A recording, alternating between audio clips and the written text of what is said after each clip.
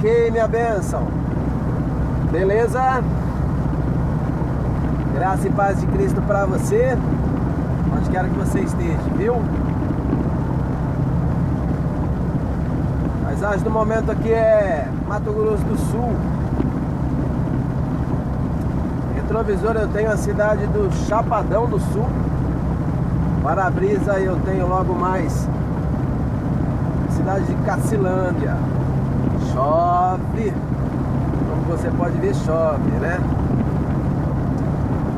No período de chuva, olha só o que Deus ministra ao meu coração e eu quero compartilhar com você, minha bênção. Preste atenção.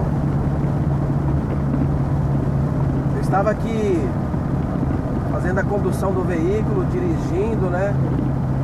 E a gente que já andou meio trabalhoado, meio na loucura, né? Trabalhamos muito tempo só na loucura e tal. A gente fazia as coisas meio que de qualquer jeito, sem prudência. Aí à medida que a gente vai amadurecendo, a gente vai entendendo a real necessidade de se trabalhar com prudência, principalmente no trânsito. Deixa eu desligar o PX aqui para não nos atrapalhar.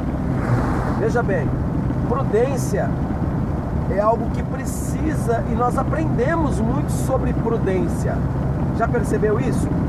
Quando você faz um curso do MOP, por exemplo, você vai aprender acerca da direção defensiva. Quando você vai fazer a recreação para poder entrar numa grande empresa, você passa por um processo seletivo onde é exigido de você habilidades com relação voltadas para a direção defensiva. E quando você dirige de forma defensiva, você está dirigindo com prudência. Olha que interessante, não é massa isso? Então, ó, chovendo, estrada com buraco, perigosa. A gente vem de longos trechos lá de trás, bastante sinuosos, né? Eu estou vindo do norte do Mato Grosso, então vem Serrinha da Vaca Parida, vem Serrinha, né, a Serra de São Vicente, vem o corredor ali de Sinop e Cuiabá, vem o corredor também que é bastante perigoso, que é Cuiabá-Rondonópolis, vem a subida da Serra da Petrovina e por aí vai, tantos lugares bastante perigosos. E se a gente não atuar neste período de safra, se a gente não atuar neste período de chuva e de grande movimento com prudência, nós não chegaremos ao nosso destino, né? Quantos são os acidentes que acontecem hoje em dia? E na maior parte deles está relacionado ao quesito imprudência por parte do condutor do veículo, né? Então nós temos que agir com prudência. E quando a gente fala de prudência, isso me remete ao que Jesus está a nos ensinar, escrito pelo evangelista Mateus, no capítulo de número 7, verso 24 a seguir. Jesus, durante o seu ministério, né, que foi de aproximadamente 3 anos e meio, ele passou por um período somente ensinando as pessoas. A maior parte do seu ministério, além de curas, sinais, prodígios, né, ele ensinava. Então ele estava a ensinar os seus discípulos no que a gente conhece como Sermão do Monte, e consequentemente esse ensinamento está para mim e para você, como discípulos do Senhor hoje. E ele diz assim, ó, o homem prudente, ele dá uma comparação como a gente deve ser como um homem prudente. Jesus, ele ensinava muito através de parábolas, fazia comparativos e se tornava bem fácil, né, das pessoas e automaticamente da gente entender os seus ensinamentos. É por isso que, falando de prudência no trânsito, isso me remete ao ensinamento de Jesus. Jesus disse assim, ó, aquele que ouve as minhas palavras. Quais são as palavras? As palavras prescritas no livro santo, no nosso manual de regra e fé cristã, a Bíblia Sagrada. Bíblia Sagrada, conforme escrita pelo apóstolo Paulo, capítulo 3 e verso 16 da segunda carta que ele escreve a Timóteo, né? Está dizendo assim, ó, toda a escritura, ou seja, todos os 66 livros, eles foram escritos por Deus. É mesmo, Tito? Mas não foram homens que escreveram? Sim, foram homens e mulheres, porém escritos inspirados por Deus. Eles foram os coautores, porque o autor verdadeiro era o Espírito Santo de Deus, que os instruía acerca do que eles deveriam escrever. Amém? Se você pegar o primeiro livro, né, em ordem lógica da Bíblia Sagrada, que é o livro da criação, o livro de Gênesis, e o último livro, o livro da Revelação, que é o livro de Apocalipse, o primeiro escrito pelo libertador, né, Moisés, e o último escrito pelo apóstolo João, você vai entender uma diferença de mais ou menos 1500 anos. Os dois não se conheciam, mas ambos tinham uma sintonia. Por quê? Porque é o Espírito Santo quem instruía para que se escrevesse. Então Jesus vem falando assim, ó: aquele pois que ouve as minhas palavras, ouve o que está escrito na Bíblia Sagrada, né?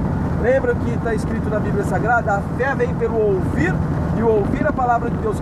Quantas são as pessoas que devem me assistir e falam assim: eu tenho muita fé, escreve no caminhão, fé em Deus, muita fé, e etc e tal, mas é uma fé que não é uma fé genuína, porque a fé genuína é a fé da palavra de Deus. Ela vem pelo ouvir, e o ouvir a palavra de Deus, né? Então é bem verdade que nós precisamos dar ouvido ao que está escrito na Bíblia Sagrada. Então Jesus vem falando, vamos lá, eu não fugi do texto não, é porque vai abrindo um monte de janelinha assim, a gente vai clicando e abre um monte de coisa, né? Mas é legal, vamos lá. E aí, Jesus vem falando assim: aquele pois que ouve estas minhas palavras. Que palavras são essas? Acerca de todas as instruções que ele vem dando desde o capítulo 5 de Mateus, né? Que a gente conhece como Sermão do Monte. Então vamos lá. Aquele pois que ouves as minhas palavras, Mateus 7, verso 24 a seguir, e as põe em prática. Ouvir é uma coisa, querido, pôr em prática é outra, totalmente diferente. Quantas são as vezes que eu e você nós ouvimos, mas não colocamos em prática? Quantas são as vezes as situações que nós ouvimos, né, lemos, aprendemos, por exemplo, acerca da legislação de trânsito, acerca da direção defensiva, acerca da velocidade da via, né? Mas não colocamos em prática. De nada valor tem, nenhum valor tem se a gente conhecer, mas não colocar em prática. Assim também Jesus está orientando acerca da Bíblia Sagrada. Ó, se você ouve, mas não põe em prática, não adianta nada. E olha como ele assemelha aquele pois que ouve e põe em prática. Ele diz assim, ó: aquele pois que ouve as minhas palavras e as põe em prática, eu assemelhar-lo-ei a um homem prudente. Pegou? Quando a gente fala de prudência no trânsito, Jesus também fala de prudência. Aquele que ouve a palavra de Deus, aquele que ouve o que está escrito na Bíblia Sagrada e põe em prática, né? Cristo não valoriza aquele que conhece a Bíblia Sagrada, mas ele valoriza aquele que põe em prática. Então não adianta ouvir, mas não pôr em prática. Não adianta ler a Bíblia de capa a capa, por exemplo, e por várias vezes ler. Eu já ouvi relatos de pessoas que já leram a Bíblia 4 ou 5 vezes, mas o mais importante do que ler a Bíblia toda é colocar em prática o que você já leu. Pode ser um versículo. Se você colocar um versículo em prática, eu posso dizer um versículo muitíssimo importante, onde está escrito assim, ó: o maior mandamento é esse, amar a Deus sobre todas as coisas. O segundo maior mandamento é este, amar o próximo como a ti mesmo. Se a gente colocar esse único versículo em prática, pronto, você não precisa pôr praticamente mais nada. Então, mais importante do que ler, é importante colocar em prática. Jesus vem dizendo assim, ó: aquele pois que ouve e põe em prática, eu assemelhá-lo-ei como um homem prudente. Viu como é importante eu e você ser prudente no trânsito? Isso traz benefício. Viu como é importante eu ser um profissional prudente? Isso traz benefício. Viu como é importante eu ser um pai prudente? Isso traz benefício na minha relação para com o meu filho. Viu como é importante eu ser um marido prudente? Isso traz benefício, né, no meu casamento. E quando eu sou prudente para com a palavra de Deus, isso traz benefício na minha comunhão para com Deus. Entendeu? Vamos jogar uma marchinha aqui. E a sequência do versículo ele vem dizendo assim, ó: eu assemelhar-lo-ei ao homem prudente. E o que o homem prudente fez na história que Jesus está comparando? Ele construiu a sua casa sobre a rocha.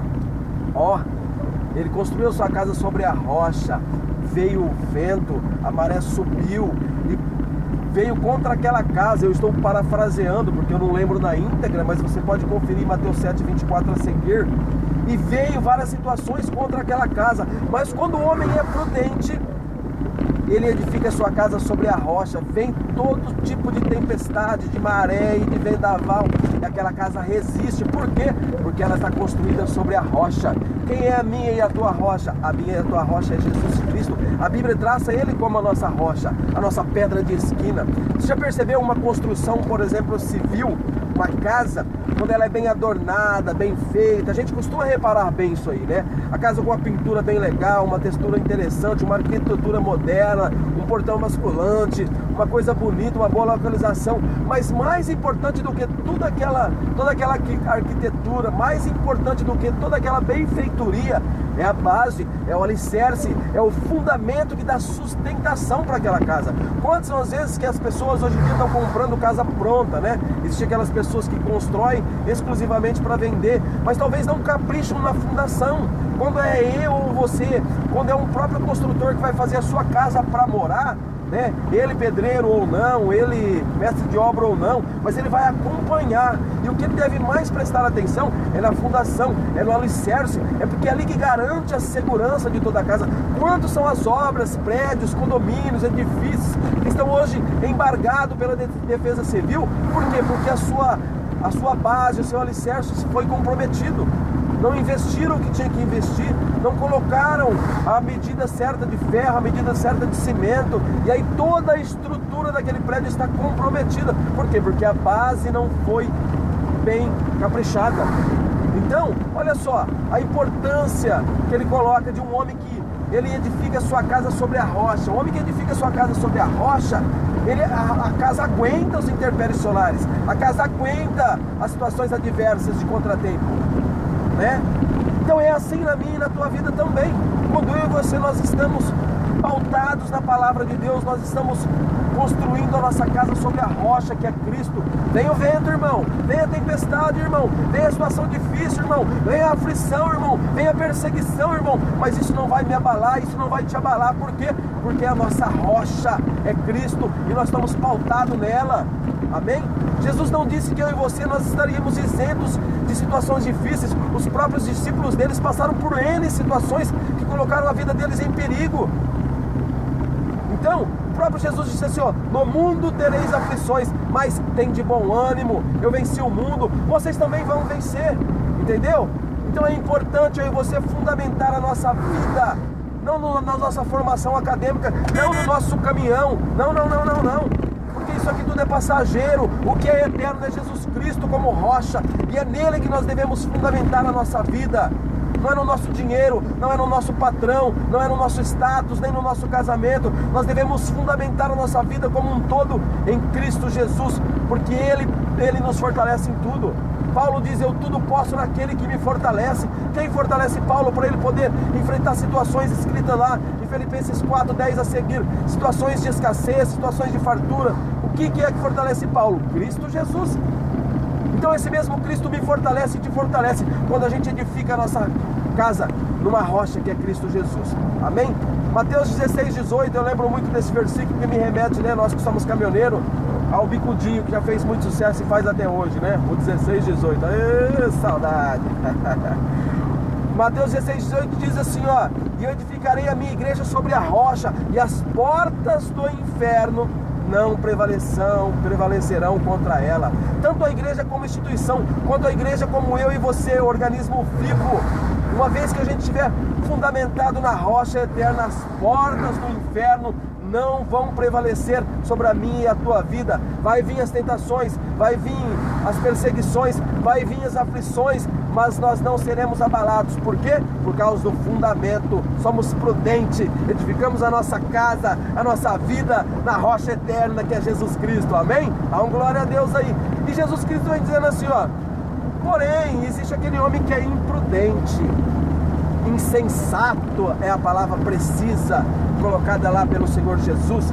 O homem insensato é aquele que construiu a sua casa sobre a areia. Veio o vento, subiu a maré, bateu contra aquela casa, e grande foi aquela ruína. Dá uma setinha aqui. Grande foi a sua ruína. Olha só, quando eu ou você, nós não estamos firmados com os nossos pés na rocha que é Cristo, nós corremos risco de desmoronar, né? Quantas são as pessoas que outrora você viu ela de Bíblia debaixo do braço, de paletó, frequentando a igreja, mas ele não tinha sua vida pautada na palavra de Deus, consequentemente, ele não tinha construído a sua casa sobre a rocha, ele não tinha edificado o seu alicerce em Cristo Jesus, e automaticamente quando vem a tentação, vem o adultério, vem a droga, vem em N situações, ele cai. Amém? Por quê? Porque não tinha base sólida e firme para poder suportar o dia difícil. Paulo vem dizendo em Efésios capítulo 6, verso 10 a seguir, né? Tomai toda a armadura de Deus para que possais suportar firmes as astutas ciladas do diabo. Ei, né? O diabo vem aí com seus dardos inflamados, mas uma vez que eu e você, nós nos revestimos com toda a armadura de Deus que é a palavra, o escudo da fé, a palavra do evangelho e N outras situações, o capacete da salvação, o cinturão da justiça, forma, né, o que a gente conhece como a armadura de Deus. A gente vai estar fortalecido como um soldado romano daquela época que aguentava, né, os ataques, entendeu? Então o Paulo diz, olha, vem o dia mau. E o dia mau para mim e para você não vem como um dia de terça, quarta, quinta ou sexta-feira. O dia mau para mim e para você vem como um período mau. Mas uma vez que a gente estiver fundamentado na palavra de Deus, automaticamente nós estamos, né, construindo a nossa casa como igreja, como ser vivo em Cristo Jesus. E as portas do inferno não prevalecerão contra nós. Amém? Maior é aquele que está conosco do que aquele que está no mundo. Então nós devemos, assim como trabalhar no trânsito com prudência, nós devemos viver uma vida com prudência. E vive uma vida com prudência quando a gente pauta o nosso caminhar em Cristo Jesus. Firmeza? Deus abençoe você, onde quer que você esteja. Você, meu amigo de profissão, você, chofer de caminhão, um abraço, viu? Estamos viajando, carregamos em Lucas do Rio Verde e vamos viajando com destino a São Paulo. A permissão de Deus, amanhã a gente chega em casa. Beleza? Paz de Cristo aí, lembrando, prudência. Prudência no trânsito. Quando você age com prudência no trânsito, você requer bastante benefício para a sua vida. A minha e a tua ação com prudência no trânsito garante uma chegada em casa tranquila. A minha e a tua vida com prudência no nosso caminhar garante chegada tranquila no céu. Oh glória, aleluia. É isso, irmão, nós precisamos agir com prudência em vários âmbitos da nossa vida. No nosso casamento, prudência. No nosso trabalho, prudência. Na nossa vida social, prudência. Na nossa vida espiritual, prudência. Sempre prudência. Lembra que Jesus falou? O homem prudente, ele é igual àquele que constrói a sua casa sobre a rocha. Tem o vento, batem contra aquela casa, mas ela não se desmorona. Quantas foram as situações que você já passou, né? Talvez muitas delas já tentou te abalar, mas não te derrubou. Por quê? Porque a sua base, irmão, é Cristo. E Ele te fortalece, Ele te dá suporte para você aguentar as situações adversas que vêm na nossa contramão. Beleza? Paulo diz assim: quando estou fraco, é aí que eu estou forte, porque o poder de Deus se aperfeiçoa em mim, na minha fraqueza. Entendeu? Então quando eu e você estivermos fracos, é hora da gente buscar cada vez mais a face do Senhor, porque o poder dele se aperfeiçoa no nosso momento de fraqueza. Valeu? Porque, sabe por quê, irmão? Porque é no momento de fraqueza que a gente vê o tanto que a gente precisa de Deus. Quando a gente está bem, está fortão, a gente até esquece de Deus. É no momento de fraqueza que a gente se volta para Deus, que a gente clama ao Senhor, que a gente lembra dEle. Então é nesse momento que Ele nos fortalece, que Ele revigora as nossas forças, para que nós possamos continuar a nossa caminhada. Vamos lá, pautado sempre na reta justiça, vivendo sempre um cristianismo vivo e verdadeiro, chegaremos ao céu porque o céu será a nossa morada eterna, e é lá que eu quero te ver, em nome de Jesus. Isso aqui, irmão, tudo é passageiro, o caminhão é passageiro, a estrada é passageiro, carga é passageiro, irmão, isso aqui é tudo passageiro. O nosso lugar não é aqui não, nós somos cidadão espiritual, vivendo uma experiência terrena. Nós não somos seres terrenos vivendo experiências espirituais, não, é o contrário. Beijo no seu coração, fique na paz do Senhor Jesus e até o próximo vídeo, em nome de Jesus.